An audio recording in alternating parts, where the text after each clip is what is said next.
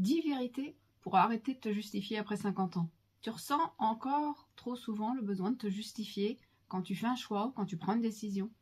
Aujourd'hui, je vais t'expliquer d'où ça vient, les conséquences que ça a et comment arrêter ça à travers 10 vérités qui vont t'aider à reprendre de l'assurance dans tes choix. L'idée, c'est de pouvoir expliquer ou annoncer un choix sans chercher l'approbation de ton entourage. En fait, tu veux informer, mais tu n'as pas à te justifier.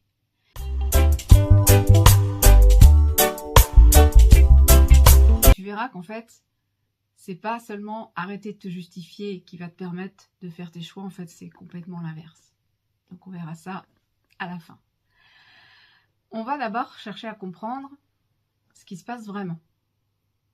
La première vérité, c'est que tu anticipes des questions qui ne seront peut-être jamais posées. Quand tu fais un choix, ton premier réflexe, c'est de te dire oh, « les autres vont me demander pourquoi je fais ça, est-ce que c'est raisonnable, est-ce que ça va marcher, je leur dirai ça, je leur dirai ça ».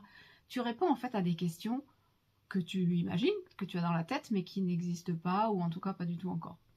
Tu es dans une conversation intérieure, que dans ta tête, dans laquelle tu te parles à toi-même, mais pour l'instant, personne ne t'a rien demandé, donc cool. La deuxième vérité, c'est que tu te justifies parce que tu ne crois pas encore assez en toi. Tu te justifies parce que tu n'as pas une bonne estime de toi. Tu te construis en fait depuis toujours en fonction du regard des autres. Prendre une décision sans qu'elle soit validée par quelqu'un, ça t'est pas naturel. Et en plus, tu as l'impression que tu fais pas bien, que tu fais un peu comme si tu désobéissais. Donc tu te justifies pour qu'on t'autorise à faire ce choix. Maintenant, qu'est-ce que ça te coûte vraiment? La troisième vérité, c'est que ta décision, elle t'épuise. Parce que quand tu prends une décision, aussitôt tu réfléchis à ce que tu vas dire pour justifier. Et ça te pompe ton énergie. En fait, ça te fait même oublier ton objectif premier. Tellement tu es dans les objections éventuelles qui pourraient venir, en fait, tu n'es même plus dans la décision elle-même. La vérité numéro 4, c'est que la justification, elle envoie un mauvais signal. À chaque fois que tu te justifies, tu te dis à toi-même, je me justifie parce que je pense que j'ai peut-être tort. C'est pas conscient, mais c'est réel. La bonne nouvelle, c'est que arrêter de te justifier, même si tu n'es pas pleinement sûr de toi, ça va commencer à modifier ta façon de penser. Et ça va t'aider. Justifier ou expliquer? La vérité numéro 5, c'est la différence entre les deux. Expliquer, c'est partager une information parce qu'elle est utile à l'autre. Te justifier, c'est chercher à obtenir son accord. Et c'est pas du tout la même chose. Si tu dis « je pars seule en voyage parce que j'ai besoin de me retrouver », tu le dis comme une information, c'est donc une explication. Mais si tu le dis en n'étant pas sûr de toi, avec un peu d'interrogation dans la voix, c'est une demande de validation, donc c'est une justification. Alors je te donne un petit conseil. Avant de parler, d'annoncer tes choix ou tes décisions, demande-toi, est-ce que je vais dire ça pour informer la personne ou pour qu'elle me donne raison? La vérité numéro 6, c'est que l'autre n'a pas besoin de comprendre, il a juste besoin de savoir. Tu crois que tu te justifies pour être compris, sauf que souvent, l'autre, il n'a pas besoin de comprendre tes raisons.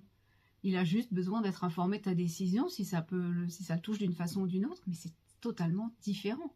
Quand tu te justifies longuement, là, tu fais des phrases et des périphrases, la personne, elle perçoit que tu n'es pas sûr de toi et en fait, tu argumentes jusqu'à ce qu'elle te valide. Mais quand tu annonces ta décision d'une façon claire et courte et précise, ça veut juste dire c'est décidé, je t'en informe parce que tu comptes pour moi ou parce que ça va t'impacter, etc. La vérité numéro 7, attends qu'on te demande. Quand tu donnes des justifications avant qu'on te pose les questions, c'est parce que tu supposes que l'autre va faire, alors souvent il ne va pas le faire, et donc c'est que tu n'es pas sûr de toi et que donc tu attends une validation.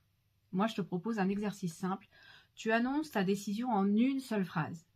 Et puis tu t'arrêtes, tu laisses le silence s'installer et tu observes ce qui se passe réellement. Et souvent, il ne va rien se passer. Et puis si on te pose des questions, tu réponds factuellement, tu informes. Tu vas vite te rendre compte que la plupart du temps, les gens ils répondent « Ah bon, d'accord ?» ou alors vont te poser une question mais d'ordre pratique. Finalement, ceux qui te demanderont de te justifier, ils le font souvent parce qu'ils protègent leurs propres peurs sur toi. Mais ce ne sont pas tes peurs à toi, tu ne dois pas les laisser de te détourner de ton objectif. Alors qu'est-ce que ça change d'arrêter de te justifier? Eh bien, ma 8e vérité, c'est que arrêter de te justifier, ce n'est pas devenir indifférent aux autres. Arrêter de te justifier, ça ne veut pas dire que tu t'en fous. Ça veut juste dire que tu n'es plus dans un rapport de permission avec l'autre, mais que tu es en confiance avec la personne. Je ne te demande pas ton accord, je te fais confiance pour me comprendre et accepter ma décision. Je t'en informe, un point c'est tout. Et là, quand tu fais ça, ta décision, elle est assumée, elle est claire, et du coup, quand tu vas l'annoncer, ce sera clair aussi. La 9e vérité, c'est que l'ordre est inversé. En fait, tu ne te dis pas « j'arrête de me justifier, comme ça après j'oserai faire des choix ». Parce qu'au contraire, c'est en osant faire des choix, même si tu as encore un peu le réflexe de te justifier intérieurement, mais tu le feras de moins en moins.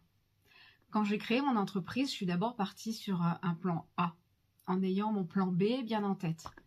Et mon plan A, c'était le plan raisonnable pour vite gagner ma vie. Et le plan B, c'était mon projet de cœur. Et 5 mois plus tard, malgré tous mes efforts, des rendez-vous, etc., j'avais pas de clients. Et 2 événements très forts, un positif et un plutôt traumatisant, qui ont eu lieu quasi en même temps, ont provoqué chez moi un gros tsunami. Et en une semaine, j'ai abandonné mon plan A, je me suis lancée à fond dans mon plan B, j'en ai informé personne. Et c'est comme ça que là, je suis là, en face de toi, à faire ce qui me tient vraiment à cœur. Voilà.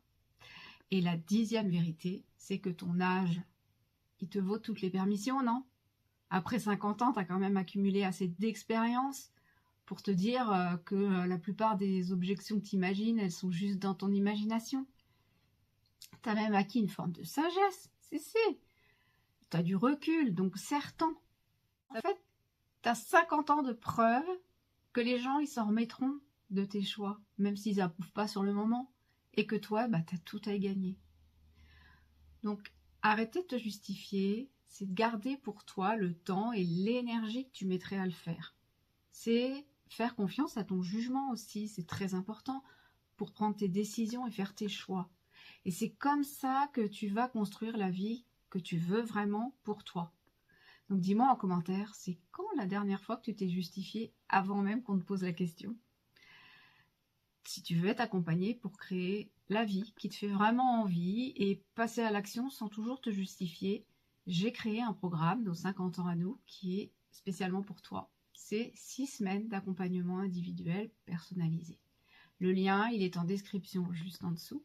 N'hésite pas à répondre au petit questionnaire que tu y trouveras et on pourra ensuite échanger lors d'un appel gratuit et sans engagement de 30 minutes pour poser les bases de ta transformation.